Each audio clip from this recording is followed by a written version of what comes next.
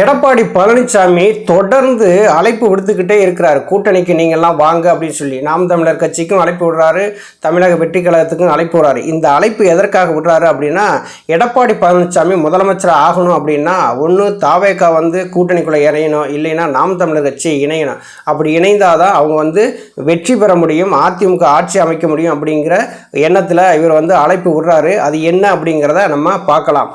அனைவருக்கும் வணக்கம். தொடர்ந்து ஆதரவளித்த ஒரு அனைத்து அன்புலங்களுக்கும் மிக்க நன்றி. இப்போ எடப்பாடி பழனிசாமி சுற்றுப்பயணம் போகிறார். இப்போ கோயம்புத்தூரில் ஆரம்பித்த சுற்றுப்பயணம் மன்னார்குடி வரைக்கும் போயிட்டார்.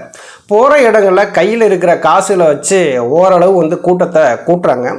இந்த எடப்பாடி பழனிசாமியுடைய இந்த தேர்தல் சுற்றுப்பயணம் வெற்றிகரமாக முடிஞ்சதா அப்படின்னா, எடப்பாடி பழனிசாமிக்கு பொறுத்தளவில் அவங்களுக்கு வெற்றிகரமாக இருக்கும். அந்த கூட்டத்தை பார்த்த உடனே அந்த கூட்டங்கள் எல்லாம் ஓட்டாக மாறுமா அப்படின்னா, எந்த காலத்துலேயும் ஓட்டாக மாறாது.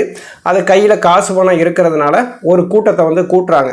அதாவது ஒரு தலைவர் போகும்போது ஒரு பக்கத்தில் ஒரு 100 பேர் இருந்தால் தானே பேசுகிறதுக்கும் கொஞ்சம் ஒரு ஆசை இருக்கும். கூட்டமே இல்லாமல் வெறும் நாற்காலியில் பேசினா அதை ஒரு வீடியோவாக எடுத்து வெளியில் ட்ரோல் பண்ண ஆரம்பிச்சிடுவாங்கன்னு சொல்லிவிட்டு காசு பணங்களை செலவு பண்ணி ஒரு கூட்டத்தை கூட்டுறாங்க. அவர் போகிற இடங்கள்லாம் பார்த்திங்கன்னா திமுக கூட்டணிக்குள்ளே இருக்கக்கூடிய கட்சிகளை உடைக்கிறதுனா அவர் குறியாக இருக்கிறார். எப்படியாவது அந்த திமுக கூட்டணியை உடைச்சு அங்கேருந்து கட்சிகளை நம்ம பக்கம் கொண்டு வந்துடணும்னு சொல்லி எடப்பாடி பழனிசாமி பேசுகிறாரு. இடது கம்யூனிஸ்ட் வலது கம்யூனிஸ்ட் பற்றியும் பேசுகிறாரு. கூட்டணி கட்சியில் திமுகவுக்கு நிரந்தரமாக அடிமையாயிட்டாங்க, அவங்கள்ட்ட காசு பணங்களை வாங்கி நீங்கள் அடிமையாயிட்டீங்க அப்படின்லாம் பேசுகிறார். அவருடைய நோக்கம் என்ன அப்படின்னா, எடப்பாடி பழனிசாமியோட நோக்கம் என்ன அப்படின்னா, திமுகவினுடைய கூட்டணிக்குள்ளே இருக்கக்கூடிய அந்த கட்சிகளை உடைக்கணும், உடைச்சு அதிமுக பக்கம் கொண்டு வரணும் அப்படிங்கிற எண்ணத்தில் தான் அவர் தொடர்ந்து பேசிகிட்டே வர்றாரு. விடுதலை சிறுத்தைகளுடைய தலைவர் தொல் திருமாவளவன் சொல்லிட்டாரு, நாங்கள் கொள்கைக்காக ஒரு கூட்டணி வச்சுருக்கிறோம், இந்த கூட்டணியிலிருந்து நாங்கள் சீட்டில் கூடுது குறையுது அது வேற, ஆனால் நாங்கள் அதிமுக கூட்டணிக்கு வருவதற்கான வாய்ப்புகளே கிடையாது அப்படின்னு சொல்லிட்டாங்க. எல்லா கூட்டணி கதவுகளையும் மூடிட்டாங்க. எல்லா கட்சிகளுமே மூடிட்டாங்க. விடுதலை சிறுத்தைகளாக இருக்கட்டும், இடது கம்யூனிஸ்ட்டு வலது கம்யூனிஸ்ட்டு, அதுக்கடுத்து பார்த்திங்கன்னா காங்கிரஸ், இப்படி கட்சிகள் எல்லாமே அவங்க யாரோடையும் கூட்டணிக்கு போகிறதில்ல. திமுக கூட்டணியை நாங்கள் தொடர்றோம் அப்படின்னு சொல்லிட்டு அவங்க திமுக கூட்டணியில் தொடர்றாங்க. அவங்கள யாரும் டிஸ்டர்ப் பண்ண முடியாது. திமுக கூட்டணியில் கொஞ்சம் சௌகரியமாக இருக்கிறாங்க. ஆனால் எடப்பாடி பழனிசாமிக்கு ஒரு பயம் என்ன அப்படின்னா, 2021 நம்ம தோற்றது மாதிரி 2026 நம்ம தோல்வியை சந்தித்தோம் அப்படின்னா நம்மளுடைய தலைமை கேள்விக்குறியாக மாறிடும். நம்ம ஒரு மெகா கூட்டணியை உருவாக்கணும் அப்படிங்கிறதா அவருடைய நோக்கமாக இருக்குது. 2024 இதைத்தான் சொன்னார். நான் மெகா கூட்டணியை நான் உருவாக்குவேன், நான் திமுகவை வீழ்த்துவேன், திமுக நாடாளுமன்ற தேர்தலில் வெற்றி பெற முடியாத அளவுக்கு நான் வீழ்த்துவேன் அப்படின்னு சொல்லி வீரவசனம் பேசினவர் தான் எடப்பாடி பழனிசாமி.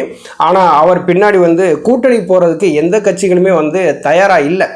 ஒரு தலைமை சரியாக இருந்தால் தான் கூட்டணிக்கு வருவதற்கு எந்த கட்சிகளும் தயாராக இருப்பாங்க. இப்போ திமுக கூட்டணியிலிருந்து கட்சிகள் உடையுதுன்னு வச்சுங்களேன், கூட்டணியில் ஏதோ ஒரு முரண்பாடு ஏற்பட்டு உடையுது அப்படின்னா, இடது கம்யூனிஸ்டாக இருக்கட்டும், வலது கம்யூனிஸ்டாக இருக்கட்டும், காங்கிரஸாக இருக்கட்டும், விடுதலை சிறுத்தைகளாக இருக்கட்டும், ஏதோ ஒரு நோக்கத்தில் அந்த கூட்டணி உடஞ்சி நீங்கள் வெளியில் வர்றாங்க அப்படின்னா, வேறு கட்சிகளோட கூட்டணி வைக்கிற அளவுக்கு இங்கே எந்த கட்சி இருக்குது அப்படிங்கிற மாதிரியான ஒரு கேள்விகள் இருக்கு இல்லையா? இப்போ அதிமுக பல பிளவுகளாக இருக்குது. எடப்பாடி பழனிசாமியை நம்பி கூட்டணிக்குள்ளே போக முடியாது அப்படின்னு சொல்லிவிட்டு எல்லா கட்சி தலைவர்களுக்குமே நல்லா தெரியும். அதிமுக பிஜேபியோட கூட்டணி வேற வச்சிருக்கு. இந்த பிஜேபி இருக்கிற கூட்டணிக்குள்ளே நான் சொன்ன இந்த கட்சிகள் எல்லாமே அந்த அதிமுக கூட்டணிக்குள்ளே வருவதற்கான வாய்ப்புகள் கிடையாது. இப்போ எடப்பாடி பழனிசாமி என்ன பண்ணியிருக்காரு, சீமான் நாம் தமிழர் கட்சிக்கும் தமிழக வெற்றி கழகத்துடைய தலைவர் விஜய்க்கும் ஒரு அழைப்பு விடுத்திருக்கிறார். திமுகவை எதிர்ப்பதற்கு ஓரணியில் திரண்டு நம்மெல்லாம் திமுகவை வீழ்த்தணும், திமுகவை எதிர்க்கக்கூடிய சக்தியாக இருக்கக்கூடிய நீங்கள்லாம் நீங்கள் ஓரணியில் திரண்டு நீங்கள் கூட்டணிக்கு வரணும் அப்படின்னு சொல்லி ஒரு அழைப்பு விட்டுருக்காரு. நாம் தமிழர் கட்சியாக இருக்கட்டும், தமிழக வெற்றி கழகமாக இருக்கட்டும், தொடர்ந்து அவங்க சொல்லிக்கிட்டே இருக்கிறாங்க. நாம் தமிழர் கட்சி என்ன சொன்னாங்க, 234 தொகுதிகளையும் நாங்கள் 117 பெண்கள் 117 ஆண்களும் போட்டு நாங்கள் தேர்தல் களத்தை சந்திக்க தயாராகிட்டோம், யாரோடையும் கூட்டணி கிடையாது அப்படிங்கிற ஒரு முடிவுக்கு வந்துட்டாங்க. தொடர்ந்து சீமான் அவர்களுமே அதைத்தான் பேசுகிறாங்க. யாரோட போய் எங்களை கூட்டணி சேர சொல்கிறீங்க, கூட்டணி சேர்கிற அளவுக்கு எந்த கட்சி நல்ல கட்சியாக இருக்குது சொல்லுங்கள் பார்ப்போம் அப்படின்னு சொல்லி செய்தியாளர் சந்திப்பை தெரிக்க விடுறாரு மனுஷன். இப்போ நாம் தமிழர் கட்சியோட கூட்டணி வைக்கணும் அப்படின்னா, ஒரு வேளை கூட்டணிக்கு அதிமுகவோட வந்துட்டாங்க அப்படின்னா அங்கே முதலமைச்சர் வேட்பாளர் யார்? எடப்பாடி பழனிசாமி நம்பி சீமான் வந்து கூட்டணிக்கு போவாருங்கிறீங்களா? 2016, 19, 21, 24 இந்த 4 தேர்தலுமே வந்து பார்த்திங்கன்னா சீமான் அவர் வந்து தனித்து வந்து போட்டிகிட்டு இருக்காங்க. வாக்கு சதவீதம் இது ஒவ்வொரு தேர்தலுக்கும் அதிகரிச்சுக்கிட்டே வருது. இப்போ 2016 1% இருந்துச்சு, 19 3% இருந்துச்சு, 21 6% இருந்துச்சு, 24 8% வந்துட்டார் சீமான்.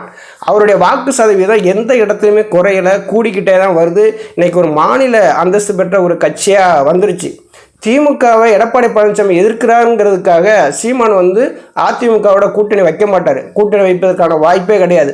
அப்படியே கூட்டணி வச்சாலும் நாம் தமிழர் சீமான் நான் தான் முதலமைச்சர் வேட்பாளர், என்னை ஏற்றுக்கிறீங்களா அப்படின்னு சொல்லி கேட்பாங்க இல்லையா? அப்போ எடப்பாடி பழனிசாமி ஒத்துக்குருவாரா? கண்டிப்பாக ஒத்துக்கிற மாட்டார். தமிழக வெற்றி கழகத்துக்கு வந்து தொடர்ந்து அழைப்பு விடுத்துக்கிட்டே இருக்கிறார். ஏன் அந்த அழைப்பு விடுறாரு அப்படின்னா, அதிமுகனுடைய பெரும்பான்மை வாக்குகள் வந்து இன்றைக்கி விஜயை நோக்கி தான் நகருது, தமிழக வெற்றி கழகத்தை நோக்கி தான் நகருது. அங்கே தமிழக வெற்றி கழகத்தில் இருக்கக்கூடியவங்களும் அவங்க என்ன சொல்கிறாங்க அப்படின்னா, அதிமுகனுடைய பெரும்பான்மை வாக்குகள் வந்து எங்களுக்கு வருது, அவங்கள விமர்சனம் பண்ண வேண்டிய அவசியமே இல்லை அப்படிங்கிறது தான் சொல்கிறாங்க. தமிழக வெற்றி கழகத்தில் இருக்கக்கூடிய ஆதவ அர்ஜுனன் வந்து சொல்கிறாரு, அதிமுகனுடைய தொண்டர்கள் எல்லாருமே வந்து தமிழக வெற்றி கழகத்துக்கு வந்துட்டாங்க, நாங்கள் எதுக்கு வந்து அதிமுகவை விமர்சனம் பண்ணணும், விமர்சனம் பண்ண தேவையே இல்லையே, நாங்கள் வந்து பிஜேபியோட எந்த கட்சி கூட்டணி வச்சுருந்தாலும் அந்த கூட்டணியோட இணைவதற்கான வாய்ப்புகளே கிடையாது, குர்ஆன் மீது ஆணையாக சொல்கிறேன், நான் கண்டிப்பாக பிஜேபியோட கூட்டணியை வைக்க மாட்டோம் அப்படிங்கிறத ரொம்ப தெளிவாக வந்து சொல்கிறார். அப்படி இருந்துமே எடப்பாடி பழனிசாமி கூவி கூவி அழைக்கிறார், நீங்கள் வாங்க கூட்டணிக்கு, நீங்கள் வாங்க கூட்டணிக்கு அப்படின்னு சொல்லி எல்லாருக்கும் வந்து அழைப்பு விடுறாரு. அழைப்பு விடுத்தாலும் இந்த அழைப்பு விடக்கூடிய கட்சிகள் எல்லாமே எடப்பாடி பழனிசாமி தலைமையை எந்த காலத்திலும் ஏற்றுக்கிற மாட்டாங்க. இதில் 2 கட்சிகள் மட்டும்தான் தனித்து வந்து இருக்கிறாங்க. ஒன்று பாட்டாளி மக்கள் கட்சி, இன்னொன்று தேமுதிக.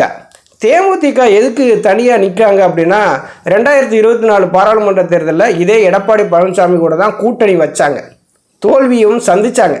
அப்போ அந்த கூட்டணி வைக்கும்போது ஒரு உடன்பாடு ஏற்பட்டது, 5 தொகுதிகள், ஒரு ராஜ்யசபா சீட்டு அப்படின்ட்டு. இப்போ வந்து அந்த ராஜ்யசபா சீட்டில் வந்து தேமுதிகவுக்கு கொடுக்காம எடப்பாடி பழனிசாமி மறுத்துட்டார். இப்போ அதிமுக சார்பில் 2 பேரை தேர்ந்தெடுத்தாங்க. அப்போ எங்களுக்கு கொடுக்கக்கூடிய நீங்கள் கொடுத்த அந்த வாக்குறுதியை எடப்பாடி பழனிசாமி நிறைவேற்றலை. எடப்பாடி பழனிசாமி என்ன சொல்கிறாரு, நாங்கள் 2026 தேர்தல் முடிஞ்சவொன்னே நாங்கள் வந்து உங்களுக்கு கொடுக்குறோம் அப்படின்னு வந்து சொல்கிறாங்க. அப்போ அதோட வந்து தேமுதிகனுடைய பொதுச் செயலாளர் பிரேமலதா விஜயகாந்த் அவர் வந்து மௌனமாயிட்டாங்க. ராஜ்யசபா சீட்டை கொடுக்குறேன்னு சொல்லியும் இப்போ 2 சீட்டுகள் வாய்ப்பு வந்து நமக்கு வந்து ஒரு சீட்டு வந்து கொடுக்கலையே அப்படின்னு சொல்லி எடப்பாடி பழனிசாமி மேலே அதிருப்தியில் இருக்கிறாங்க. அவங்களும் தெளிவாக சொல்லிட்டாங்க, கூட்டணி குறித்து எங்களுடைய பேச்சுவார்த்தைகள் எல்லாமே எப்போ ஆரம்பிக்கும் அப்படின்னா, கடலூரில் ஜனவரியில் ஒரு மாநாடு போடுறோம், அந்த மாநாடு முடிஞ்ச உடனே தான் நாங்கள் முடிவு அறிவிப்போம் அப்படின்ட்டாங்க. பாட்டாளி மக்கள் கட்சி இருக்குது அப்படின்னா 2021 சட்டசபை தேர்தலில் அதிமுக இது பிஜேபி பாட்டாளி மக்கள் கட்சி இதெல்லாம் வந்து கூட்டணி போட்டு தான் வந்து தேர்தலை சந்திச்சாங்க. பாட்டாளி மக்கள் கட்சிக்குமே இந்த ஒரு 5 எம்எல்ஏக்கள் வந்து இருக்கிறாங்க. இப்போ பாட்டாளி மக்கள் கட்சி 2024 பாராளுமன்ற தேர்தலில் இதே என்டிஏ கூட்டணி பிஜேபி கூட்டணியில் தான் இருந்து தேர்தலை சந்திச்சாங்க. அதில் வந்து இப்போ தருமபுரியில் கூட அன்புமணி ராமதாஸ் அவர்களுடைய ஒய்ஃபு சௌமியா அன்புமணி வந்து அங்கே களத்தில் நின்று 2வது பிளேஸ்க்கு வந்தாங்க. பாட்டாளி மக்கள் கட்சி இன்றைய சூழ்நிலையில் 2 பிளவுகளாக இருக்குது. ஒன்று அன்புமணி ராமதாஸ், இன்னொன்று ஐயா ராமதாஸ். இதில் 2 பேரில் யார் உண்மையான பாட்டாளி மக்கள் கட்சி அப்படிங்கிறது புலப்படலை, யாருக்குமே வந்து தெரியலை, யார் பக்கம் வந்து உண்மையான பாட்டாளி மக்கள் கட்சி இருக்குது அப்படிங்கிறது தெரியலை. இப்போ எடப்பாடி பழனிசாமி குறி வைக்கிறது என்ன அப்படின்னா, 2026 நம்ம வந்து முதலமைச்சராக வரணும் அப்படின்னா விஜய் கூட்டணிக்குள்ள வரணும், இல்லைன்னா நாம் தமிழர் கட்சி கூட்டணிக்குள்ள வரணும். ஏன்னா இந்த 2 கட்சிகள்ட்டையும் பார்த்தீங்கன்னா, இப்போ நாம் தமிழர் கட்சிகிட்ட பார்த்தீங்கன்னா இப்போ 8.5% வாக்குகள் வந்து இருக்குது. இப்போ விஜய் அவர்கள் வந்து களத்தில் வந்து நின்று அந்த வாக்கு சதவீதத்தை நிரூபிக்கட்டாலுமே இது ரசிகர்களுடைய ஆதரவு வந்து நிறையா இருக்குது. ஒரு ஸ்டாராக இருந்தவர் திடீர்னு ஒரு அரசியலுக்குள்ளே வரும்போது மக்கள்கிட்ட ஒரு எதிர்பார்ப்பு இருக்கும் இல்லையா, அந்த எதிர்பார்ப்பில் விஜய் வந்து நம்ம இழுத்துக்கிட்டோம் அப்படின்னா இப்போ பிரிஞ்சு போன அதிமுகனுடைய வாக்குகளை உள்ளே இழுத்ததுக்கு சமமாயிரும் அப்படின்னு சொல்லிட்டு எடப்பாடி பழனிசாமி நினைக்கிறாரு. இப்போ இந்த பிஜேபியோட எடப்பாடி பழனிசாமி கூட்டணி வச்சதுனால தான் இங்கே பெரிய பிரச்சனையே வந்து உருவாகுது. இப்போ எடப்பாடி பழனிசாமி பிஜேபியோட மட்டும் கூட்டணி வைக்காமல் இருந்தார் அப்படின்னா கண்டிப்பாக தமிழக வெற்றி கழகம் அதிமுகவோட கூட்டணி வச்சிருக்கும், வைக்காமலாம் இருக்காது. முதல் தேர்தலை சந்திக்கிறோம், நமக்கான ஒரு மாசு இருக்குது, நம்ம ஒரு 60 சீட்டை வாங்கி 40 சீட்டு ஜெயிச்சா கூட நம்ம எதிர்க்கட்சி தலைவராக வந்தாலாம் 2031 நம்மளுடைய அரசியல் வந்து நகட்டிட்டு போயிடலாம் அப்படிங்கிற ஒரு ஆசை வந்து இருக்கும். இன்னைக்கு என்ன ஆகி போச்சு அப்படின்னா, தமிழக வெற்றி கழகம் அதிமுக வந்து கூட்டணி வைக்கணும் அப்படின்னா, இது பிஜேபி வந்து அந்த கூட்டணிக்குள்ளே இருக்கக்கூடாது. ஆதவ் அர்ஜுன் வந்து ரொம்ப தெளிவாக சொல்லிட்டாரு, குரான் மீது ஆணையாக பிஜேபியோட எந்த காலத்திலும் கூட்டணி வைக்க மாட்டோம் அப்படின்ட்டு. அப்போ பிஜேபியோட கூட்டணி வச்சுருக்க அதிமுகவோட கூட்டணி சேர வாய்ப்பு இருக்கா? வாய்ப்பு கிடையாது. இப்போ எடப்பாடி பழனிசாமி போகிற இடங்கள்லாம் எங்களோட கூட்டணிக்கு வாங்க, எங்களோட கூட்டணிக்கு வாங்க அப்படின்னு எதுக்காக சொல்கிறார் அப்படின்னா, இந்த தேர்தல்லையும் நம்ம தோத்துட்டோம் அப்படின்னா நம்மளை வந்து தலைமையாக யாரும் ஏற்றுக்கிற மாட்டாங்க, கொஞ்சம் இருக்கிற நிர்வாகிகளும் தொண்டர்களும் நம்மளை விட்டு போயிடுவாங்க, அப்போ நம்ம ஏதாவது ஒரு கூட்டணியை உருவாக்கி ஆகணும் அப்படின்னு தான் அவர் வந்து நினைக்கிறாரு. ஒரு மாவட்ட செயலர் கூட்டத்தில் கூட எடப்பாடி பழனிசாமி எடுக்கிற முடிவு தான் இறுதி முடிவு அப்படின்னு சொன்னாங்க. எடப்பாடி பழனிசாமி என்ன சொன்னார், நான் வந்து ஒரு மெகா கூட்டணியை உருவாக்குறேன் அப்படின்னு சொன்னார். 2024 எடப்பாடி பழனிசாமி அதை தான் சொன்னார், நான் மெகா கூட்டணி உருவாக்குவேன்னு சொன்னார். கடைசியில் யார் வந்தா? மன்சூர் அலியானோட தான் பேச்சுவார்த்தை நடந்து முடிஞ்சது. இப்போ 2026 சட்டசபை தேர்தலில் மெகா கூட்டணி உருவாக்குறேன் அப்படின்னு வந்து எடப்பாடி பழனிசாமி சொன்னாலும் கூட்டணிக்கு வர எந்த கட்சியும் தயாராக இல்லை. கடைசியில் இப்போ ஒரு காமெடி ஒன்று இது சமூக வலைதளங்களில் வந்துட்டு இருக்கு. கூல் சுரேஷ் சிஎஸ்கே கட்சியோட தான் பிரம்மாண்ட கூட்டணி அமைக்க போகிறாங்க அப்படின்னு சொல்லிவிட்டு அவரே வந்து கூல் சுரேஷே வந்து ஒரு பேட்டியில் வந்து சொல்லியிருக்கிறார். இப்போ எடப்பாடி பழனிசாமி என்ன நினைக்கிறார் அப்படின்னா, திமுகவை வீழ்த்தணும். அது எல்லோருடைய எண்ணமும் அதுதான், திமுகவை வீழ்த்தணும். திமுகவை வீழ்த்துறதுக்கு எடப்பாடி பழனிசாமி சரியான தலைமையா அப்படிங்கிறத நம்ம வந்து யோசிக்கணும். அதிமுக வந்து பல பிளவுகளாக இருக்குது. பல பிளவுகளாக இருந்தாலுமே ஐயா ஓபிஎஸ் அவர்கள் ஒரு அணியாக வந்து செயல்படுறாங்க. அதிமுக தொண்டர்கள் உரிமை மீட்பு குழுன்னு ஒரு அணியாக வந்து செயல்படுறாங்க. தொண்டர்கள் வந்து இன்றைக்கி ஐயா ஓபிஎஸ் பக்கம் இருக்கிறாங்க. அதிமுகனுடைய ஒட்டுமொத்த ஓட்டுமே ஐயா ஓபிஎஸ் அவர்கள் பக்கம் இருக்குது. எடப்பாடி பழனிசாமி பின்னாடி பக்கம் யார் இருக்கா? இது இப்போ மாவட்ட செயலர்கள், எம்எல்ஏக்கள், இது செயற்குழு உறுப்பினர்கள், பொதுக்குழு உறுப்பினர்களாக இருக்காங்க. இப்போ அந்த கூட்டத்தை கூட்டுறாங்க அப்படின்னா அது ஒரு தொண்டர்களுடைய கூட்டமா? தொண்டர்கள் கூட்டம் கிடையாது. அது முழுக்க காசு கொடுத்து கூட்டப்பட்ட அது கூட்டம். இந்த கூட்டம் ஓட்டாக எந்த காலத்துலையும் வந்து மாறாது. ஐயா ஓபிஎஸ் அவர்கள் பின்னாடி இருக்கிறது பூரா தொண்டர்களுடைய பலம். இப்போ புரட்சித் தலைவி அம்மா அவர்களுடைய காலத்தில் இப்போ 1.5 கோடி தொண்டர்கள் இருந்தாங்க அப்படின்னா ஐயா ஓபிஎஸ் அவர்களை அப்படியே ஏற்றுக்கிட்டாங்க. இவர் தான் தலைமை அப்படிங்கிறத அந்த 1.5 கோடி தொண்டர்களும் ஐயா ஓபிஎஸ் அவர்களை தலைமையாக ஏற்றுக்கிட்டாங்க. இப்போ எடப்பாடி பழனிசாமிக்கு இருக்கிற ஒரே ஒரு வாய்ப்பு என்ன அப்படின்னா, கட்சியை வந்து ஒருங்கிணைக்கணும். கட்சியை ஒருங்கிணைக்கணும்னா ஐயா ஓபிஎஸ் அவர்கள், எடப்பாடி பழனிசாமி 2 பேருமே இணைந்து இந்த கட்சி 2026 தேர்தலில் சந்தித்தாங்க அப்படின்னா கண்டிப்பாக வந்து வெற்றி பெறலாம். ஐயா ஓபிஎஸ் அவர்கள் வந்து முதலமைச்சர் பதவிக்கெல்லாம் ஆசைப்பட்டவரே கிடையாது. இன்றைக்கி இப்போ அப்போவுமே வந்து எடப்பாடி பழனிசாமி முதலமைச்சராக இருக்கும்போது அவங்களாம் வந்து வற்புறுத்தி கொடுத்ததுனால அந்த துணை முதலமைச்சர் பதவி ஐயா ஓபிஎஸ் வந்து வாங்கினாங்க. எந்த காலத்திலும் வந்து பதவிக்கு ஆசைப்பட்டவர் கிடையாது. எடப்பாடி பழனிசாமி முதலமைச்சராக இருக்கட்டும், அதில் எந்த விதமான மாற்று கருத்தும் கிடையாது. கட்சி ஒருங்கிணைந்து நீங்கள் தேர்தலை சந்திச்சிங்க அப்படின்னா மிகப்பெரிய வெற்றியை பெறும். அதை விடுத்துட்டு நான் வந்து சீமானுக்கு அழைப்பு விடுறேன், விஜய்க்கு அழைப்பு விடுறேன்னு சொல்லிட்டு இவர் தொடர்ந்து அழைப்பு விட்டுக்கிட்டே இருந்தாங்கன்னா அவங்க வந்து ஸ்ட்ராங்காக சொல்லிட்டாங்க, அதிமுகவோடு நாங்கள் கூட்டணி வைக்க மாட்டோம் அப்படின்ட்டு. திரும்பவும் வந்து போய் கொஞ்சம் வாங்க அப்படின்னு சொல்லி கெஞ்சுறது அதிமுக தொண்டர்களை இன்னும் அசிங்கப்படுத்துகிறார் அப்படிங்கிறதான் இன்றைக்கி பொதுமக்களும் வந்து சொல்ல ஆரம்பிச்சிட்டாங்க. நன்றி, வணக்கம்.